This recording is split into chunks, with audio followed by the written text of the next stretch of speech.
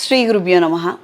తరచూ ఈ మధ్యకాలంలో వాస్తు ప్రకారంగా ఇల్లు కట్టుకోలేదు, ఎన్నో లక్షలు కోట్లు పెట్టుకొని ఇల్లు తీసుకున్నాము, ఆ ఇంటికి వెళ్ళిన దగ్గర నుంచి మాకు మనశ్శాంతి లేదు, ఏదో చాలా బాగుంటుంది అనుకున్నాము, కానీ ఇంటికి వచ్చిన తర్వాత చాలా సమస్యల మీద సమస్యలు వస్తున్నాయి.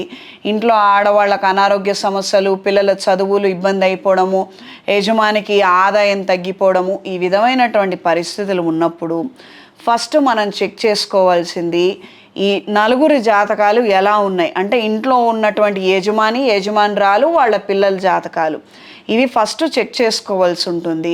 నన్ను నేరుగా వచ్చి కలవాలనుకుంటున్న వారు కోటి హైదరాబాద్లో కలవచ్చు, లేదు ఫోన్ కాల్ అపాయింట్మెంట్ ద్వారా అయినా కూడా మీరు నన్ను సంప్రదించగలరు.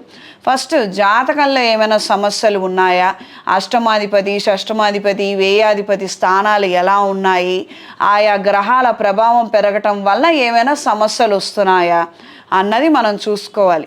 జన్మ జాతకంలో మాత్రం ఏ సమస్యలు లేవు, అందరి జాతకాలు నిక్షేపంగా ఉన్నాయి, ప్రస్తుతానికి వచ్చిన ఇబ్బంది ఏం లేదు. కానీ మనం సమస్యల్లో ఉన్నాము, మనకు కలిసి రావట్లేదు అని అనుకున్నప్పుడు పెద్ద పెద్ద ఖర్చుతో కూడుకున్నటువంటి పరిహారాల కన్నా ఇంట్లో సింపుల్గా అష్టగణపతి పీఠాన్ని ఉంచి ప్రతిరోజు పూజ చేయండి. మొదట పెట్టిన రోజు నుంచి 21 రోజుల పాటు స్వామివారి అష్టోత్తరాన్ని చదువుకొని శక్తి కొలది నివేదనని సమర్పించండి.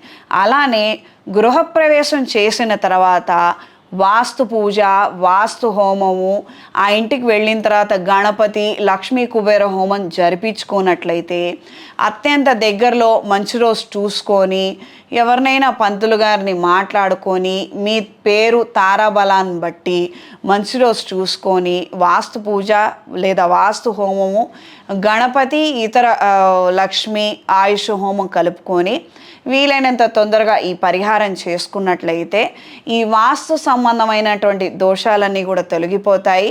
ఇంట్లో ఉన్నవారందరికీ కూడా బాగుంటుంది, కలిసి వస్తుంది. ఇది ఉన్న దాంట్లో తేలికైనటువంటి సదుపాయము, ఉపాయము.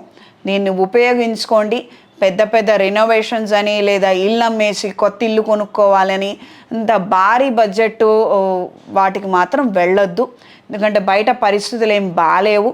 జన్మజాతకంలో ఆ సహకారం కానీ ఆ అదృష్టం కానీ లేకపోతే గనక మళ్ళీ ఇబ్బందుల్లో ఇరుక్కునే అవకాశం ఉంటుంది. కాబట్టి ఇది గ్రహించుకొని మెలగండి.